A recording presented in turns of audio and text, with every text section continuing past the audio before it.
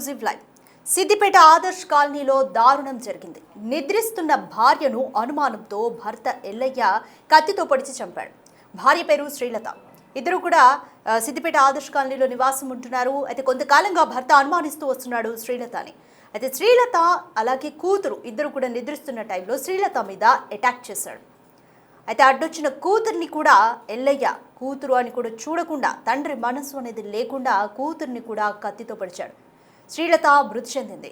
కూతురు పరిస్థితి మాత్రం ప్రస్తుతం విషమంగా ఉంది. హైదరాబాద్లోని ఒక హాస్పిటల్లో ఆమెకి ప్రస్తుతం ట్రీట్మెంట్ అందుతోంది. అలాగే ఆ తర్వాత ఎల్లయ్య కూడా తనని తాను కత్తితో పొడుచుకొని ఆత్మహత్య యత్నానికి పాల్పడ్డాడు. సిద్దిపేట ఆసుపత్రిలో కూడా భర్త ఎల్లయ్యకు ట్రీట్మెంట్ అందుతుంది. సో సిద్దిపేట ఆదర్శ్ కాలనీలో దారుణం జరిగింది. అనుమానంతో భార్యను భర్త చంపేశాడు. నిద్రిస్తున్న టైంలో బెడ్ మీదే ఉన్నప్పుడు కత్తితో కోసి హత్య చేశాడు భర్త ఎల్లయ్య. శ్రీలతతో కలిసి నివాసం ఉంటున్నాడు భర్త ఎల్లయ్య సిద్దిపేట ఆదర్శ్ కాలనీలో. అయితే ఈ ప్రాసెస్లో అడ్డొచ్చిన కూతుర్ని కూడా నిర్దాక్షిణ్యంగా పొడిచాడు ఎల్లయ్య. ఆ తర్వాత తాను కూడా కత్తితో పొడుచుకొని ఆత్మహత్య యత్నం చేశాడు. ఇంట్లోనే భార్య శ్రీలత మృతి చెందింది. గాయపడ్డ కూతురికి సీరియస్గా ఉండడంతో హైదరాబాద్లోని హాస్పిటల్కు తరలించారు.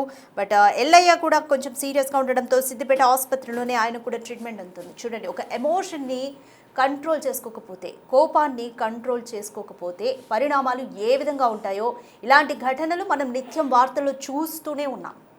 శ్రీలత ఎల్లయ్య ఈ ఘటన కూడా ఒక ఎగ్జాంపుల్. నీ కోపాన్ని కంట్రోల్ చేసుకో.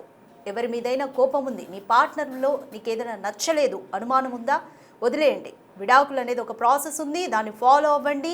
మీకు అంతగా కలిసి బ్రతకడం ఇష్టం లేకపోతే విడాకులు ఇచ్చేసి ఎవరి దారిన వాళ్ళు ఉండడం అనేది ఉత్తమంగా ఉంటుంది. కానీ ఇలా ఆవేశంలో, ఒక క్షణిక ఆవేశంలో హత్యలు చేసి మీ మీద మీరు కూడా అటాక్ చేసుకొని ఇప్పుడు ఒక ఫ్యామిలీ మొత్తం స్పాయిల్ అయిపోయింది. కూతురి పరిస్థితి ఏంటి? భార్య చనిపోయింది, నీ పరిస్థితి ఏంటి? నెక్స్ట్ కోపాన్ని కంట్రోల్ చేసుకునే విధంగా ఉంటే ఇలాంటి ఘటనలు, ఇలాంటి నేరాలు అనేవి చాలా వరకు తగ్గుతాయి. ఏది ఏమైనప్పటికీ కూడా ఈ ఫ్యామిలీ ఒక విధంగా స్పాయిల్ అయిందనే చెప్పాలి. సిద్దిపేట ఆదర్శ్ కాలనీలో దారుణం జరిగింది. అనుమానంతో భర్త ఎల్లయ్య భార్యను హత్య చేశాడు. అది కూడా భార్య నిస్సహాయరాలిగా నిద్రపోతున్నప్పుడు అటాక్ చేశాడు. కత్తితో పొడిచి చంపేశాడు. అడ్డొచ్చిన కూతుర్ని కూడా నిర్దాక్షిణ్యంగా పొడిచాడు ఎల్లయ్య.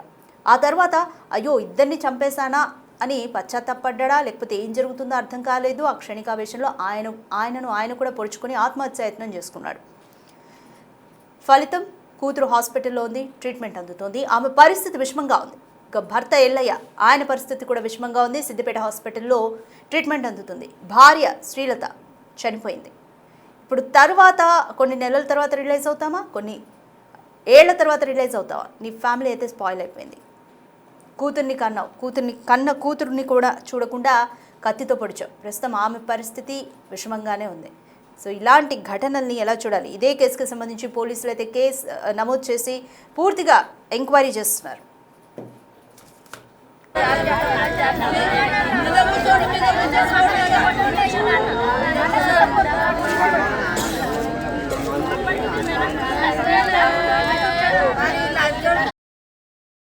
రైట్, అసలు శ్రీలత ఎల్లయ్యకు మధ్య ఉన్న వివాదాలేంటి? ఇదివరకే కుటుంబ సభ్యులు కానీ, పెద్ద మనుషులు కానీ వీళ్ళ మధ్య ఉన్న వివాదాలను తొలగించే ప్రయత్నం ఏమైనా చేశారా? కుటుంబ సభ్యులు ఏం చెప్తున్నారు? చుట్టుపక్కల ఉన్న ఇంటి వాళ్ళు ఏం చెప్తున్నారు? ఇలాంటి మోర్ డీటెయిల్స్ మా ప్రతినిధి దుర్గారెడ్డి అందిస్తారు. సిద్దిపేట జిల్లాలో మాత్రం దారుణం చోటు చేసిందని చెప్పవచ్చు. భార్య శ్రీలతను హత్య చేసిన తర్వాత తన కూతురుపై కూడా హత్య ప్రయత్నం చేసి ఆ తర్వాత ఆ కత్తితో గాయపరిచి ఒక పురుగుల మందు తాగించారని చెప్తున్నారు. తర్వాత కొడుకు అజయ్ దాడి చేసే ప్రయత్నంలో కొడుకు తప్పించుకున్నాడని చెప్పి తెలిసింది. అసలు వాస్తవాలు ఏంటి, అసలు ఏం జరిగింది? మాత్రం తన కొడుకు ఎల్లయ్య కొడుకు, ఆ తర్వాత ఆ అజయ్ ఉన్నారు. అసలు అజయ్ నిజంగానే అసలు ఈ ఘటన ఎప్పుడు జరిగింది, ఎట్లా జరిగింది? నైట్ 1 అట్లా వచ్చి అది కోసినట్టు ఇక్కడ కోసిండు. మా అమ్మకేమో చనిపోయింది. మా అక్కకి రాగానే మా అక్క అరిచింది. ఇట్లా వచ్చినప్పుడు అరిస్తే నేను లేచిన. ఎందుకు ఇట్లా వేస్తున్నావు అంటే, నిన్ను కూడా చంపేస్తా, నువ్వు ఉండొద్దు, నేను ఉండొద్దు, ఎవరు ఉండొద్దు అని అన్నాడు. మళ్ళీ నేనేమో ఫోన్ తీసుకొని అందరు చేసినప్పుడు మా అక్కని ఇట్లా ఇక్కడ కొట్టిండు. ఏంటో కొట్టిండు అజయ్? అసలు నిజంగానే ఎందుకు ఘర్షణ దారితీసింది? ఏమో తెలియదు. అది ఏమో దేని కొట్టిందో తెలియదు. లోకల్ బండ బ్లడ్ ఉండే కట్టెతోటి ఇలా కొట్టిండు. నీపై కూడా దాడి చేశాడు, నువ్వు తప్పించుకున్నావు అంటున్నారు. నిజంగానే గాయాలైనాయా నీకు? ఏమైతే కాలే కానీ తప్పించుకున్నా, చంపనీకి వచ్చింది. దేనితోటి రాడు తీసుకొచ్చిండా? చాకు.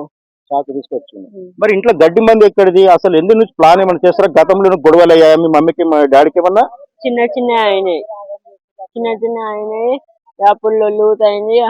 మళ్ళీ నేను ఇప్పుడు ఏమన్నా అని మా అమ్మమ్మ వాళ్ళకి చెప్పి తీసుకొచ్చింది.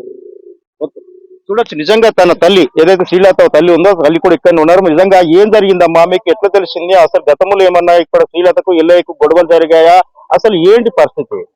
నాకు తెలియదు సార్. నేను ఇంటికాడ పెక్కంటికాడ సారు, నాకు ఏం ముచ్చట తెలియదు. నా బిడ్డ నలుడు నా పిల్లలు మంచిగానే ఉంటున్నారు అనుకున్నా సార్. నేను నిన్ననే వచ్చిర్రు ఇంటికాడికి వెళ్ళి బియ్యం సంచి తీసుకొని బిడ్డ ఉండు బిడ్డ అని అంటే అమ్మ ఉండవు పిల్లలు ఉన్నారు హాస్టల్లోకి పోతారు అమ్మ అని అన్నది. అయిందని బిడ్డ ఇక పోని బిడ్డ అని ఓ బియ్యం సంచి 50 కిలోల బియ్యం సంచి నా బిడ్డ గుందుకొచ్చి బండి మీద వేసింది. బండి మీద వేసి తీసుకొని వచ్చిండు. నా బిడ్డ నీ కర్మం చేసిండు సారు. నాకు వాడు అల్లుడు కాదు సారు, మీ అత్తలే కాదు. నా బిడ్డ ఏమైంది, నా మనరాలు పోతుంది.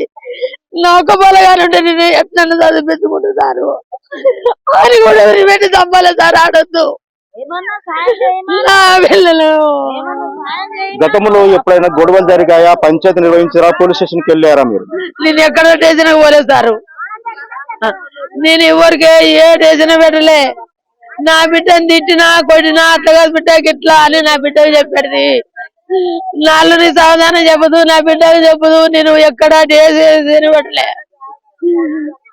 ఒక్కనాడు ఆస్తి గొడవలు వచ్చినాయా, లేకుంటే ఎందుకు భార్య భర్తల మధ్య పంచాయతీ జరుగుతుందమ్మా? ఆస్తి లేదు ఆయనకి. ఏమొచ్చింది ఒక 30 గుంటలు వచ్చేసారు ఆయనకి. ఏం లేదు. నేను ఆ దగ్గర నా బిడ్డ కంటే ఎక్కువ నేను ఆ దగ్గర ఉంచుకోను. నా బిడ్డకు అక్కడ ఏమీ లే. నా బిడ్డకు పెడుతున్నా సొమ్ములు పెట్టుకున్న లగ్గం అప్పుడు అవి అమ్ముకున్నాడు. మళ్ళా నా బిడ్డకి ఎట్లా అని 3 తులాలన్నర గొలుసు చేయించిన నా బిడ్డకు ఏం లేకుంటున్నదని.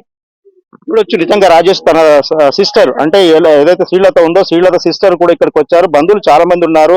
ఆ శ్రీలతను కూడా అడిగి తెలుసుకునే ప్రయత్నం చేద్దాం. అసలు మీ చెల్లె ఎప్పుడు చనిపోయిందని మీకు ఎలా తెలిసిందమ్మా? అసలు ఏమైనా గొడవలు జరుగుతున్నాయి? చెప్పిస్తారు. అలా బావ కొడుకే ఫోన్ చేసిండు. మా చెల్లెళ్ళ బావ కొడుకు చనిపోయింది, చెల్లె పిన్ని చనిపోయింది, చెల్లెను తలకాయ వలగొట్టిండు, హాస్పిటల్ వేసినాం రారని ఫోన్ చేసిండు. హైదరాబాద్ నుంచి వచ్చినాం సార్ మేము. మా చెల్లెని ఇదే మాకు ఏది జరిగింది మాకు తెలియదు. ఇక హైదరాబాద్ ఉంటాం మేము. మా చెల్లెని చంపిండు. మళ్ళీ పిల్లగాని మీద పోతే పిల్లగాడు తప్పించుకున్నాడట. అయితే ఉంచొద్దు సార్, అని ఉంచొద్దు అని చంపేయాలి, లేకపోతే బయటకు మాకు వెళ్ళగొట్టుడు. మేము మా చెల్లెతో పాటాన్ని పెడతాం. వాడు కంటి కనబడొద్దు. ఇక ఏం లేదు సార్. మా చెల్లె మీద తాడు బీడన్ని అమ్ముకున్న లంజోడికి ఇక్కడిని చిత్తి పెట్టుండో ఒలి పెట్టుకున్నాడో యువతికి చేసుకున్నాడో. మా చెల్లెని కాని కష్టం చేపించిండు, బాయిల పని తీసుకుపోయిండు, అన్ని పనులు చేపించిండు. మా చెల్లెను ఇక్కడ చూడబండి పెట్టిండు, అన్ని చేసిండు, కూరగాయలు అమ్మిపించిండు, పతక్కడి చేపించిన. మేమేం తప్పుడు చేయలే. మా చెల్లెకి ఆపరేషన్ అయ్యి ఇప్పుడు 1.5 సంవత్సరం అవుతుంది గర్భసంచి ఆపరేషన్ అయ్యి. ఆ పైసలు చూస్తే మా అమ్మ సగం నేను సగం పెట్టుకొని ఆపరేషన్ చేపించిన. ఇన్నే మా చెల్లె కాని కష్టాలు వచ్చింది, మాకేం చెప్పలేదు. గొడవలు జరిగాయా? మీరు ఎప్పుడైనా గొడవలు? చిన్న చిన్న గొడవలు అవుతున్నాయి. మేము సపడాకనే ఉన్నాం, భార్య భర్తలు కదా. చిన్న గొడవలు అవుతాయి అని మేము గమ్మునే ఊక్కున్నాం. మా మేనత్త కొడుకు కదా అని సమాధానం చెప్పి తోలిచ్చినాం. పెద్ద మనుషులు సుతయ్య పోంతి ఉండూరు వాళ్ళని అది ఎక్కడో ఊరైతే మా ఊరికి తీసుకొచ్చి చిన్నప్పుడు వాళ్ళ అయ్య చచ్చిపోతే మా అయ్యలే కాదు పెద్ద చేసి మా పెద్ద బాబు బిడ్డని ఒక్క ఆయనకి ఇచ్చిన, మా చెల్లెని ఒక్క ఆయనకి ఇచ్చినాం. రాత్రి నుంచి తర్వాత కూడా తాను కూడా నిజంగానే చూస్తే రాజేష్ మనం చూడొచ్చు ఒక ప్లాన్ ప్రకారంగానే రాత్రి ఇంటికి వచ్చిన తర్వాత అందరూ నిద్రలో ఉన్న సమయంలో మాత్రం ఈ ఘటన చోటు చేసుకుందని చెప్పి తెలిసింది. దీంతో పాటు నిజంగా అమ్మా మీకు ఎల్లయ్య ఏమవుతారో శ్రీలత ఏమవుతుంది ఏంటి పరిస్థితి? వీళ్ళతో మా పిన్ని, మా అమ్మ వాళ్ళ చెల్లెతో మా బాబాయ్, మేము హైదరాబాద్ లో ఉంటాము. అసలు ఏం గొడవ అయిందో ఏందో తెలియదు. మాకు నైట్ 3:30 అట్లా ఫోన్ వచ్చింది. వాళ్ళ అన్న కొడుకు ఫోన్ చేసిండు, ఇట్లా పిన్నిని చంపేసిండు, చెల్లెని తలపైన కొట్టిండు, గడ్డి మందు పోసిండు, ఆమె గ్యారంటీ లేదు, పిన్ని అయితే చచ్చిపోయిందని ఫోన్ చేసిండు. ఇమ్మీడియట్ గా మేము ఇక్కడికి వచ్చినాం. వాళ్ళ మధ్యలో గొడవ ఏమైందో మాకు తెలియాలి. వాడు ఎందుకు అట్లా చేసిండో తెలియాలి. చూడొచ్చు నిజంగా చాలా మంది రాజేష్ తన కుటుంబ సభ్యులు కూడా ఉన్నారు. వాళ్ళందరూ కూడా అదే చెప్తున్నారు. అతను కూడా గతంలో మాత్రం మేము వద్దనుకున్న పంచాయతీ నిర్వహించి కూడా పోలీస్ స్టేషన్కి వెళ్లే వాళ్ళం కనుక మాకు న్యాయం చేసేయాలి పోలీసులు అని చెప్తున్నారు. సిద్దిపేట పోలీసులు మాత్రం కేసు నమోదు చేసుకొని ఆ చనిపోయిన శ్రీలత డెడ్ బాడీని తీసుకురావడం జరిగింది. మెరుగైన వైద్యం కోసం మాత్రం శ్రీలత కూతుర్ని హైదరాబాద్ పంపించారు. తర్వాత అజయ్ కూడా తప్పించుకునే ప్రయత్నం చేసుకుని బయటకు వెళ్ళడం వల్ల ఆయన ప్రాణాలు దక్కించుకున్న పరిస్థితి ఇక్కడ పోలీసుల ద్వారా కావచ్చు, లేకపోతే కుటుంబ సభ్యుల ద్వారా మనకు తెలుస్తుంది.